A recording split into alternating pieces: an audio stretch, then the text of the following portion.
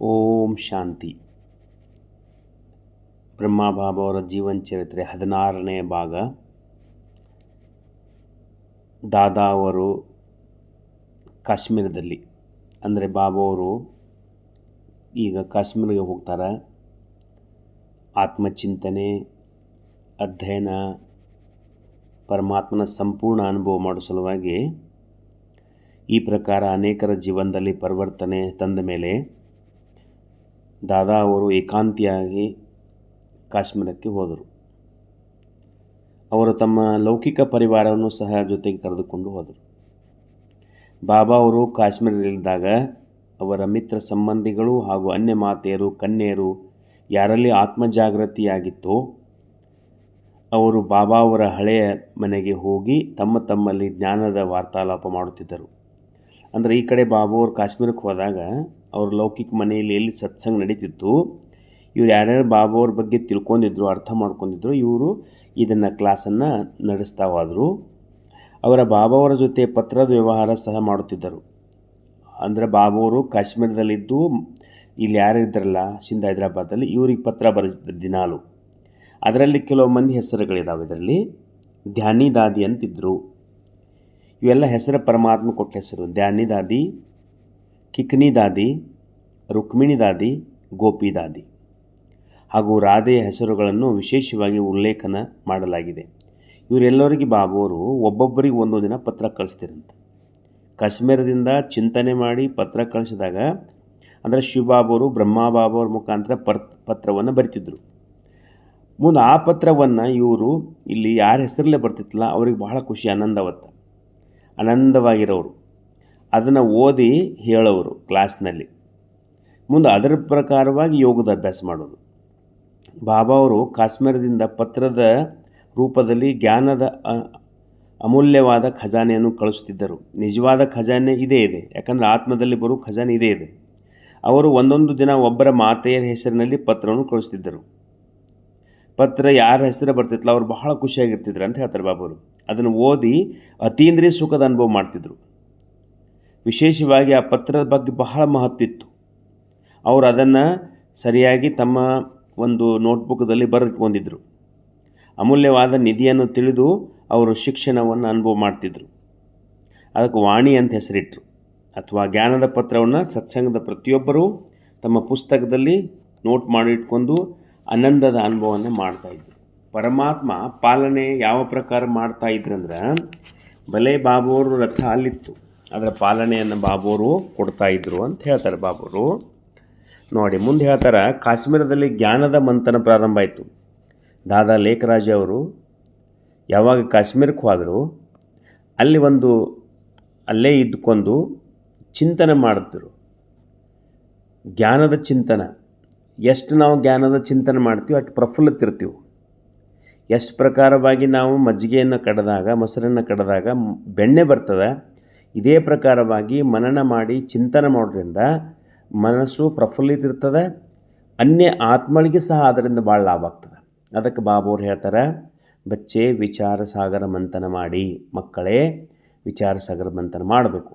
ಮುರಳಿ ಬಗ್ಗೆ ಚಿಂತನೆ ಒಂದು 5 ನಿಮಿಷ 10 ನಿಮಿಷ ಟೈಮ್ ತೆಗೆದು ಮಾಡಬೇಕು.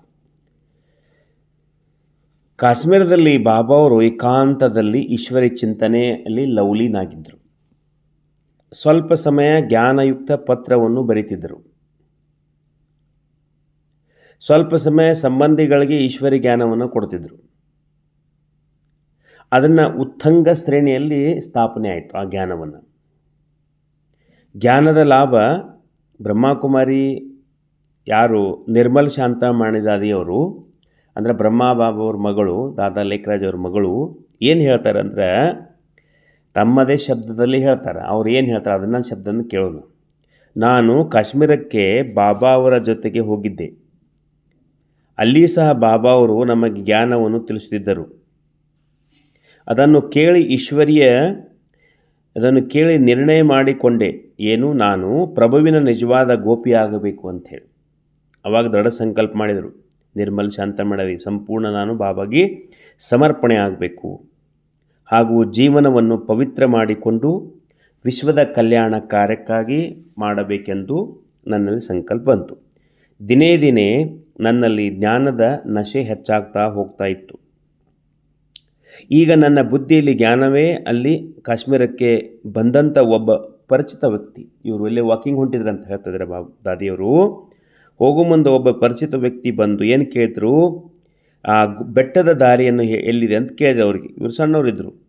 ನಾನು ಜ್ಞಾನದ ಅಂಶೆಯಲ್ಲಿ ಏನು ಹೇಳಿದೆ, ಬೆಟ್ಟದ ದಾರಿಯನ್ನು ಕೇಳುತ್ತೀರೋ ಅಥವಾ ಪರಮಧಾಮದ ದಾರಿಯನ್ನು ಕೇಳುತ್ತೀರೋ? ಅಂದರೆ ಜ್ಞಾನದ ಎಷ್ಟು ಚಿಂತನೆ ಇತ್ತು ಮನಸ್ಸಿನಲ್ಲಿ, ಎಷ್ಟು ಖುಷಿ ಇತ್ತಂದ್ರೆ ಮತ್ತೊಂದು ಶಬ್ದನೇ ಬರ್ತಾ ಇದ್ದಿಲ್ಲ. ಅದಕ್ಕೆ ಅವ್ರಿಗೆ ಪ್ರಶ್ನೆ ಕೇಳಿದಾಗ ನನ್ನ ಈ ರೀತಿ ಮಾತುಗಳನ್ನು ಕೇಳಿ ಅವರಿಗೆ ಬಹಳ ಆಶ್ಚರ್ಯವಾಯಿತು. ಪರಮಧಾಮ ಯಾವುದು? ಇಲ್ಲಿ ಯಾವುದೋ ಒಂದು ಬೆಟ್ಟದ ರಸ್ತೆ ತೋರಿಸ್ತಂದಾಗ ಪರಮಧಾಮ ಎದಕ್ಕೆ ತರಿದಕ್ಕೆ ಯಾವುದು ಅಂತ ಆಶ್ಚರ್ಯವಾಗಿ ಅವರು ಬಂದು ಅಂದಿನಿಂದ ಜ್ಞಾನವನ್ನು ಕೇಳಲು ಅವರು ಸಹ ಪ್ರಾರಂಭ ಮಾಡಿದರು. ಬಾಬಾವರು ಅಂತ ಕರ್ಕೊಂಬಂದ್ರೆ ಅವರಿಗೆ ಬಾಬಾವ್ರಿಗೆ ಜ್ಞಾನ ಕೊಟ್ಟು ಅವ್ರಿಗೆ ಪರಿವರ್ತನೆ ಮಾಡಿದರು. ಅದೇ ದಿನಗಳಲ್ಲಿ ನಾನು ಬಾಬಾವ್ರ ಜೊತೆ ಅಮರನಾಥಕ್ಕೆ ಹೋಗಿದ್ದೆ.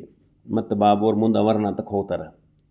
ಅಮರನಾಥಕ್ಕೆ ಹೋಗಿ ನಾನು ಕುದುರೆಯ ಮೇಲೆ ಸವಾರಿ ಮಾಡಿಕೊಂಡು ರಸ್ತೆಯಲ್ಲಿ ಹೋಗುತ್ತಿರುವಾಗ, ಸಣ್ಣವರಿದ್ದರು ಇವ್ರನ್ನ ಕುದುರೆ ಮೇಯ್ಕೊಂಡಿಸಿದ್ರು. ಅಮರನಾಥಕ್ಕೆ ಏರ್ಬೇಕಲ್ಲ, ಗುಡ್ಡ ಏರಬೇಕಲ್ಲ. ಏರು ಮುಂದೆ ಒಂದು ದೊಡ್ಡ ಬಿರುಗಾಳಿ ಬಂತು. ಇಲ್ಲಿ ಬಾಬಾವ್ರದ್ದು ಒಂದು ಮಾತು ಅವರು ದಾದಿ ಸ್ಪಷ್ಟ ಮಾಡ್ತಾರೆ. ಬಾಬಾವ್ರು ಎಷ್ಟು ದೃಢ ಸಂಕಲ್ಪಿಗಳಾಗಿದ್ದರು, ಎಷ್ಟು ಶ್ರೇಷ್ಠರಾಗಿದ್ದರು, ಅಂದರೆ ಲೌಕಿಕದಲ್ಲಿ ಸಹ ಅಷ್ಟು ಶ್ರೇಷ್ಠರಾಗಿದ್ದರು ಅಂತ ಹೇಳ್ತಾರೆ. ಬಹಳ ಜನ ಅಲ್ಲಿಂದಲೇ ಹಿಂದಿರುಗಿದರು. ಎಲ್ಲಿ ಹೋಗ್ಬೇಕಾಗಿತ್ತಲ್ಲ ಬಿಟ್ಟು ವಾಪಸ್ ಬಂದುಬಿಟ್ರೆ ಎಲ್ಲರೂ. ಆದರೆ ಬಾಬಾ ಅವರು ನಿಲ್ಲದೆ ಮುಂದುವರಿದು ಹೇಳಿದರು, ಏನು, ನಾನು ನಮ್ಮ ಗುರಿಯನ್ನು ತಲುಪಬೇಕು. ಬಾಬಾ ಏನು ಹೇಳ್ತಾರೆ, ನಾವು ನಮ್ಮ ಗುರಿಯನ್ನು ತಲುಪಬೇಕು.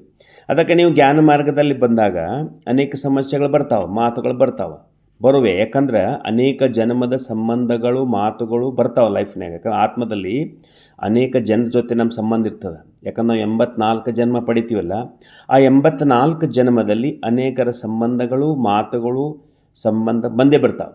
ಅದಕ್ಕೆ ಬಾಬಾವ್ರು ಹೇಳ್ತಾರೆ ದೃಢವಾಗಿರಬೇಕು ಅಂತ ಬಾಬಾವ್ರು ಹೇಳ್ತಾರೆ. ನಾನು ನೋಡಿದ ಹಾಗೆ ಬಾಬಾವ್ರ ಪ್ರತಿಜ್ಞೆ ಯಾವಾಗಲೂ ದೃಢವಾಗಿತ್ತು.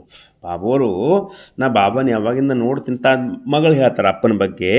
ಯಾವಾಗಲೂ ದೃಢವಾಗಿದ್ದರು, ಸಾಕ್ಷಿಯಾಗಿದ್ದರು, ಸಾಹಸವಿರಬೇಕು ಮತ್ತು ಮಾರ್ಗದ ಕಠಿಣತೆಗಳು ಹೆದರುತ್ತಿರಲಿಲ್ಲ. ಯಾವ ಮಾತಿಗೂ ಎಂದೂ ಹೆದರಲಿಲ್ಲ.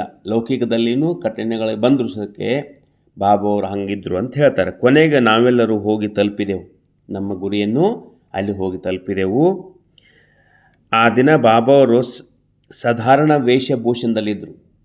ಆವಾಗ ಅವರನ್ನು ನೋಡಿ ಅಲ್ಲಿರುವ ಪೂಜಾರಿಗಳು ಅವರನ್ನು ರಾಜನೆಂದು ತಿಳಿದುಕೊಂಡರು.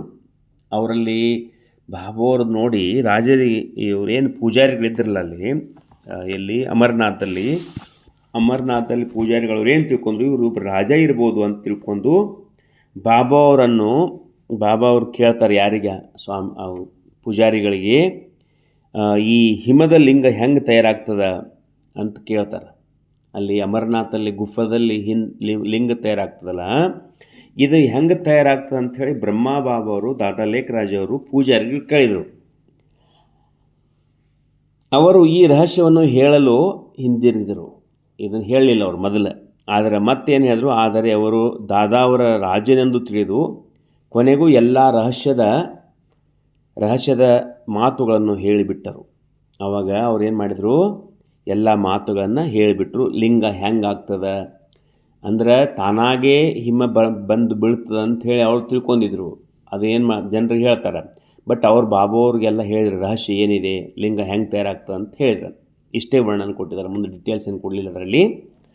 ಮುಂದೆ ಬಾಬಾವರು ಹೈದರಾಬಾದ್ ಸತ್ಸಂಗದಲ್ಲಿ ದಿನೇ ದಿನೇ ವೃದ್ಧಿ. ಆ ಕಡೆ ಬ್ರಹ್ಮ ಬಾಬಾ, ದಾದಾ ಲೇಖರಾಜ್ ಅವರು ತಪಸ್ಸೆ ಮಾಡಿ ತಮ್ಮ ಆತ್ಮ ಉನ್ನತಿ ಮಾಡಿಕೊಂಡು ಕಾಶ್ಮೀರ ಮತ್ತು ಅಮರನಾಥಲ್ಲಿದ್ದರು.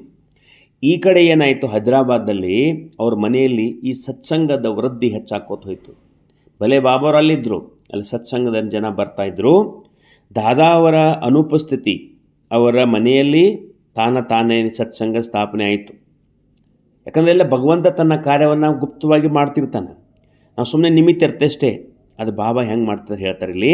ಅಲ್ಲಿ ಬರುವ ಮಿತ್ರ ಸಂಬಂಧಿಗಳು ಹಾಗೂ ನರನಾರಿಯರು ಈ ಜ್ಞಾನದಿಂದ ಎಷ್ಟು ಪ್ರಭಾವವಾಗಿದ್ದರೆಂದರೆ, ಇವರ ಸತ್ಸಂಗ ಮಹಿಮೆ ಧ್ವನಿ ಮೇಲೆ ಮನೆಗಳಿಗೂ ಸಹ ತಲುಪಿತು. ಅನೇಕ ಮನೆಗಳಿಗೆ ಹೋಗಿ ತಲುಪ್ತಾ ಇದೆ. ಈ ಸತ್ಸಂಗ ಹೋಗುವ ನಗರದಲ್ಲಿ ಜನರೆಲ್ಲ ಏನು ಹೇಳ್ತಾರೆ, ಜೀವನದಲ್ಲಿ ವಿಶೇಷವಾಗಿ ಪರಿವರ್ತನೆ ಕಂಡು ಬಂದಿತ್ತು. ಯಾರು ಇವ್ರನ್ನೆಲ್ಲ ನೋಡಿ, ಜನ ನೋಡಿ ಏನು ಮಾಡಿದರು, ಯಾವಾಗ ಸತ್ಸಂಗಕ್ಕೆ ಹೋಗ್ತಿದಾರಲ್ಲ ಅಂದರೆ ಇವರು ಪರಿವರ್ತನೆ ಆದರು ಅಂತ ಹೇಳಿ ಜನರಿಗೆ ಗೊತ್ತಾಯಿತು. ಅವರು ಅಶುದ್ಧವಾದ ಆಹಾರವನ್ನು ಬಿಟ್ಟರು, ಕೊನೆಗೆ ಕೆಟ್ಟ ಚಟಗಳನ್ನು ಸಹ ಬಿಟ್ಟರು. ಅವರು ಮಾತೆಯರು ಮನೆಯಲ್ಲಿ ಜಗಳ ಮಾಡುತ್ತಿದ್ದರು, ಅವರೆಲ್ಲರೂ ಶಾಂತಪೂರ್ಣವಾಗಿ ವ್ಯವಹಾರ ಮಾಡಲು ಪ್ರಾರಂಭ ಮಾಡಿದರು. ಯಾವಾಗ ಜ್ಞಾನದ ಪ್ರಾಪ್ತಿ ಆಗ್ತದೆ ಮನುಷ್ಯನ ಜೀವನದಲ್ಲಿ, ಅವರ ಜೀವನದಲ್ಲಿ ಏನಾಗ್ತದೆ, ಆವಾಗ ಅವ್ರ ಜೀವನದಲ್ಲಿ ಪರಿವರ್ತನೆ ಆಗ್ತಿರ್ತದೆ. ಜನರಿಗೆ ಈ ಸತ್ಸಂಗ ಸಾಕ್ಷಾತ್ಕಾರ ಸಹಜವಾಗಿ ಆಗುತ್ತದೆ ಎಂಬುದಾಗಿ ಕೇಳಿದ ಇನ್ನೂ ಅನೇಕರು ಜನರು ಇದರ ಕಡೆಗೆ ಆಕರ್ಷಿತರಾದರು. ಬಹಳ ಮಂದಿಗೆ ಏನಾಯಿತು, ಸತ್ಸಂಗ ಪ್ರಾರಂಭ ಆಯಿತು, ಅಲ್ಲಿ ಸಾಕ್ಷಾತ್ಕಾರ ಆಗ್ತದೆ, ಅಲ್ಲಿ ಕೃಷ್ಣ ಕಾಣ್ತಾನೆ, ಅಲ್ಲಿ ಬ್ರಹ್ಮ ಕಾಣ್ತಾನೆ ಅಂತ ಹಿಂಗೆ ಅನೇಕರಿಗೆ ಆದ ತಕ್ಷಣ ಅವರೇನು ಮಾಡಿದರು, ಅನೇಕರು ಸಹ ಅದನ್ನು ಕೇಳಿ ಬರ್ಲಾಕ್ಕೆ ಪ್ರಾರಂಭ ಮಾಡಿದರು. ಕೊನೆಯ ದಿನೇ ಸತ್ಸಂಗ ಬರುವವರ ಸಂಖ್ಯೆ ಹೆಚ್ಚಾಯಿತು. ಸುಮಾರು 300 ಮಾತೆಯರು ಮತ್ತು ಕನ್ಯರ ಜೊತೆ ಸಹೋದರರು ಸಹ ಪ್ರತಿನಿತ್ಯ ಬರಲು ಪ್ರಾರಂಭ ಮಾಡಿದರು. ಇಲ್ಲಿ ಕನ್ಯರು ಸ್ವಲ್ಪ ಜನ, ಮಾತೆಯರು ಬಹಳ, ಅಣ್ಣಂದಿರು ಸ್ವಲ್ಪ ಇದ್ದರು, ಅವರು ಬರ್ಲಾಕ್ಕೆ ಪ್ರಾರಂಭ ಮಾಡಿದರು. ಅಷ್ಟೇ ಟೋಟಲಾಗಿ 300 ಜನ ತಯಾರಾದರು.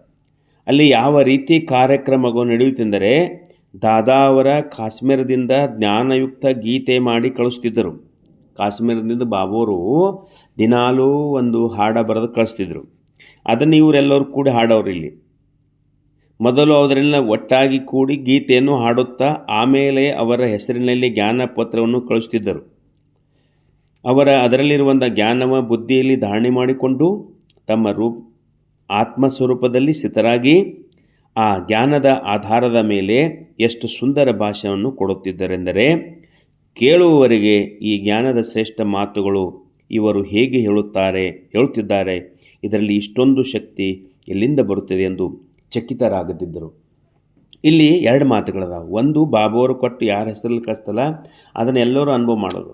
ನಂತರ ಸಣ್ಣ ವಯಸ್ಸು, ಸುಮಾರು 10 ವರ್ಷ 12 ವರ್ಷದವ್ರಿಗೂ ಅದನ್ನ ಮ್ಯಾಗ ಭಾಷಣ ಮಾಡೋದು, ಅದನ್ನ ಮ್ಯಾಗ ಚಿಂತನೆ ಮಾಡಿ ಬರೀದು, ಅದನ್ನು ಭಾಷಣ ಮಾಡೋದು. ಆ ಭಾಷಣವನ್ನು ಕೇಳಿ ಅನೇಕರು ಚಕಿತರಾಗ್ತಿರಂತೆ. ಇದು ಎಲ್ಲಿದು ಜ್ಞಾನ ಇದೆ, ಯಾರು ಕೊಡ್ತಿದ್ದಾರೆ ಅಂಥೇಳಿ. ಇಷ್ಟು ಸಣ್ಣ ವಯಸ್ಸಿನಾಗ ಇದೆಲ್ಲ ಜ್ಞಾನ ಎಲ್ಲಿ ಬರ್ತದೆ? ಈಗ ನೋಡಿ, ಯಾರೋ ಲೌಕಿಕದಲ್ಲಿ ನಾವು ನೋಡ್ತೀವಲ್ಲ, ಇವತ್ತು ಕೆಲವೊಂದು ಕಡೆ ಸಣ್ಣ ಮಕ್ಕಳು ಭಾಷಣ ಮಾಡ್ತಿರ್ತಾವ, ಅದು ಹಿಂದಿನ ಜನ್ಮದ ಸಂಸ್ಕಾರ ಅಂತ ನಮಗೆ ಗುರ್ತಿದೆ, ಅವ್ರಿಗೆ ಗುರ್ತಿರ್ತಿಲ್ಲ. ಆ ಸಣ್ಣ ವಯಸ್ಸಿನಲ್ಲಿ ಗೀತ ಪಠಣ ಮಾಡ್ತಿದ್ರು. ಮೊನ್ನೆ ಮಹಾರಾಷ್ಟ್ರದವರೊಬ್ಬರು ಯಾವುದೋ ಅಣ್ಣ ಅಷ್ಟು ಗೀತ ಚಿಂತನೆ ಮಾಡಿಬಿಟ್ಟು ಸುಮಾರು ಎಷ್ಟೋ 1000 ಶ್ಲೋಕಗಳನ್ನು ಕಂಠಪಾಠ ಮಾಡಿದರು. ಅದು ಸಂಸ್ಕಾರ ಇರ್ತದೆ, ಹಿಂದಿಂದು ಅಲ್ಲಿ ಬರ್ತದೆ. ಈಶ್ವರೀಯ ಶಕ್ತಿ ಇದೆ ಎಂದು ಆ ಅಬಲೆ ನಾರಿಯರಿಗೆ ಜ್ಞಾನ ಬಲವನ್ನು ಕೊಟ್ಟು ಯೋಗ್ಯರನ್ನಾಗಿ ಮಾಡುತ್ತಿದ್ದಾರೆ. ಅವರಿಗೆ ಗುರುತಾಯಿತು, ಇಲ್ಲಿ ಪರಮಾತ್ಮನ ಕಾರ್ಯ ನಡೀತಾ ಇದೆ, ಅಬಲ ನಾರಿಗಳನ್ನು ಸಬಲರನ್ನಾಗಿ ಮಾಡ್ತಿದ್ದಾರೆ ಅನುಭವ ಮಾಡುತ್ತಿದ್ದರು. ಈ ಪ್ರಕಾರವಾಗಿ ಮುಂದುವರೆದಾಗ ಜ್ಞಾನದ ಕಲಸವನ್ನು ಬಾಬಾವರು ಯಾರಿಗೆ ಕೊಟ್ಟರು? ಫಸ್ಟು ಕನ್ಯೆಯರಿಗೆ ಮತ್ತು ಮಾತೆಯರಿಗೆ ಕೊಟ್ಟು ತಲೆಯ ಮೇಲೆ ಇಡುವುದರಿಂದ ಅವರಲ್ಲೊಂದು ಅಲೌಕಿಕ ಶಕ್ತಿ ಬರತೊಡಗಿತು. ಯಾರು ನಿನ್ನಿವರೆಗೆ ತಮ್ಮ ಜೀವನದಲ್ಲಿ ಅಸಂತುಷ್ಟರಿದ್ದರು, ದುಃಖಿ ಇದ್ದರು, ಅಶಾಂತಿ ಇದ್ದರು, ಅವರು ಇವತ್ತೇನಾಯಿತು, ಮಾತು ನಾಡಲು ಹಿಂದಿರುತ್ತಿದ್ದರು. ಯಾವುದೇ ಮಾತನ್ನು ಹೇಳಕ್ಕೆ ಸಾಧ್ಯದಿಲ್ಲ. ಆದರೆ ಇವತ್ತು ಅವ್ರು ಏನು ಮಾಡ್ಲಕತ್ರು, ಅವರು ಭಾಷಣ ಮಾಡ್ಲಕತ್ರು, ಅನುಭವ ಮಾಡ್ಲಕತ್ರು, ಅನ್ಯರಿಗೆ ಜ್ಞಾನ ಹೇಳಕತ್ರು. ಇಂದು ಅನೇಕದ ಈ ಎಲ್ಲ ಒಂದು ಅವರಲ್ಲಿರುವಂಥ ಅಜ್ಞಾನ ಹೋಗಿ ಜ್ಞಾನದ ಗರ್ಜನೆ ಮಾಡುತ್ತಿದ್ದಾರೆ. 12 ಮತ್ತು 13 ವಯಸ್ಸಿನ ಸಣ್ಣ ಕುಮಾರಿಯರು ಸಹ ಸುಂದರ ಭಾಷಣವನ್ನು ಕೊಡುತ್ತಿದ್ದರು. ಸಣ್ಣ ವಯಸ್ಸದವರು ಅವರು ಮಾಡಿದ ತಪಸ್ಯ ಇವತ್ತು ನಾವೆಲ್ಲರೂ ಸ್ವೀಕಾರ ಮಾಡಬೇಕು. ನಮಗೆ ಸ್ವೀಕಾರ ಮಾಡಿಸ್ತಾ ಇದ್ದಾರೆ ಬಾಬೋರು. ಜಗತ್ತಿನಲ್ಲಿ 148 ದೇಶದಲ್ಲಿ ಬಾಬೋರ ಆಶ್ರಮಗಳು ಆಗ್ಲಕ್ಕೆ ಕಾರಣ ಅವರು ಮಾಡಿದ ತಪಸ್ಯ. ಯಾವಾಗ 36ನೇ ಇಸ್ವಿಯಲ್ಲಿ ಏನು ಪ್ರಾರಂಭ ಅದು ಮಾಡಿದ 14 ವರ್ಷ ತಪಸ್ಯೆ ಇಲ್ಲ, ಅದರಿಂದ ಈ ಕಾರ್ಯ ನಡೀತಾ ಇದೆ. ಭಾಷಣವನ್ನು ಕೊಡ್ತಿದ್ದರು. ವಿಕಾರಗಳ ಮೇಲೆ ವಿಜಯ ಗಳಿಸಿರು, ವಿಷಯ ಮನಸ್ಸು ಮತ್ತು ಇಂದ್ರಿಯಗಳನ್ನು ವಶಪಡಿಸಿಕೊಂಡು ವಿಷಯಗಳ ಬಗ್ಗೆ ಹೇಳುತ್ತಿದ್ದರು. ವಿಕಾರಗಳನ್ನು ಹೆಂಗೆ ಬಿಡಬೇಕು, ವಿಕಾರ ಅಂದರೆ ಏನು, ವಿಕಾರವನ್ನು ಬಿಡೋದು ಹೆಂಗಾಗ್ತದೆ, ಇದ್ರ ಬಗ್ಗೆ ಸತ್ಸಂಗ ನಡೀತಾ ಇತ್ತು. ಯಾಕಂದ್ರೆ ಭಗವಂತ ಬಂದಿದ್ದ ಭೂಮಿಗೆ ವಿಕಾರಿಗಳನ್ನು ಚೇಂಜ್ ಮಾಡಿ ನಿರ್ವಿಕಾರಿಗಳನ್ನು ಮಾಡೋ ಸಲುವಾಗಿ ಬರ್ತಾರೆ ಬಾಬುರು. ಸತ್ಸಂಗ ವಿಶೇಷದಿಂದ ಅಶರೀರ ರೂಪದಲ್ಲಿ ಸ್ಥಿತರಾಗಿ ಜ್ಞಾನವನ್ನು ಕೇಳುತ್ತಾ ಶಾಂತಿಧಾಮ ಮತ್ತು ವೈಕುಂಠದ ಅನುಭವವನ್ನು ಮಾಡುತ್ತಿದ್ದರು. ನೋಡಿ, ಶಾಂತಿಧಾಮದ ಅನುಭವ ಮಾಡ್ತಿದ್ದರು, ಸ್ವರ್ಗದ ಅನುಭವ ಮಾಡ್ತಿದ್ದರು. ಈ ಪ್ರಕಾರವಾಗಿ ಚಿಂತನೆ ಹೆಚ್ಚಾಗ್ತಾ ಹೋಗ್ತಾ ಇದೆ. ಬಾಬಾವರು ಕಾಶ್ಮೀರದಲ್ಲಿ ಹೋದರು, ಕಾಶ್ಮೀರದಲ್ಲಿ ಸಹ ಏನನ್ನು ಮಾಡಿದರು, ಮಕ್ಕಳಿಗೆ ಯಾವ ನಮೂನೆ ಪಾಲನೆ ಕೊಟ್ಟಿದ್ದರು. ಇವತ್ತಿನ 16ನೇ ಸಂಚಿಕೆಯಲ್ಲಿ ನೋಡಿದೆವು. 17ನೇ ಸಂಚಿಕೆಯಲ್ಲಿ ಮುಂದೆ ಬಾಬಾವ್ರದ್ದು ಹೊಸ ಹೊಸ ಅನುಭವವನ್ನು, ಓಂ ಮಂಡಳಿ ಸಾಕ್ಷಾತ್ಕಾರವನ್ನು ಹೆಂಗಾಗ್ತಾಯಿತ್ತು ಅನ್ನೋದನ್ನು ಮುಂದೆ ನೋಡೋಣ. ತಮ್ಮೆಲ್ಲರಿಗೂ ಒಂದು ವಿಶೇಷ ಮಾತು ಹೇಳಬೇಕು. ತಾವು ಈ ಕೇಳ್ತಾ ನೀವು ಅದೇ ಲೋಕದಲ್ಲಿ ಅನುಭವ ಮಾಡಿ, ಯಾವ ಸಮಯದಲ್ಲಿ ಬಾಬಾವ್ರು ಇದ್ದರು, ನಾವು ಆ ಸಮಯದಲ್ಲಿ ಇದ್ದೀವಿ ಅಂತ ಅನುಭವ ಮಾಡಿ. ಯಾಕಂದ್ರೆ ಈ ಸುಂದರ ಅನುಭವಗಳನ್ನು ಮನಸ್ಸಿನ ಪಟಲದಲ್ಲಿ ನಾವು ಯಾವಾಗಲೂ ನೆನಪಿಟ್ಕೋಬೇಕು. ಯಾಕಂದ್ರೆ ದಿನಾಲು ಸ್ವಲ್ಪ ಕೇಳೋದ್ರಿಂದ ನಮ್ಗೆ ನೆನಪು ಉಳಿತದೆ ಬಾಬಾವ್ರ ಜೀವನದಲ್ಲಿ ಹೆಂಗೆ ಪರಿವರ್ತನೆ ಆಯಿತು ಸಾಕ್ಷಾತ್. ಯಾಕಂದ್ರೆ ನಾಳೆ ಬರೋ ಸಮಯದಲ್ಲಿ ಮಹಾ ವಿನಾಶ ಆಗಿ ಜಗತ್ ಪರಿವರ್ತನೆ ಆದಾಗ ಎಲ್ಲಿಂದ ಬೀಜ ಪ್ರಾರಂಭ ಆಯ್ತಂದ್ರೆ ಇದು ಏನದಲ್ಲ ಬಾಬಾವ್ರ ಜೀವನ ಚರಿತ್ರೆ ನಮ್ಮೆಲ್ಲರಿಗೆ ಜೀವನದಲ್ಲಿ ಬಹಳ ಕೆಲಸಕ್ಕೆ ಬರ್ತದೆ. ಅದಕ್ಕೆ ಮುಂದಿನ ವಿಷಯವನ್ನು ನಾಳೆ ಮತ್ತೆ ನೋಡೋಣ. ಸರ್ವರಿಗೂ ಶುಭವಾಗಲಿ. ಓಂ ಶಾಂತಿ, ಓಂ ಶಾಂತಿ, ಓಂ ಶಾಂತಿ.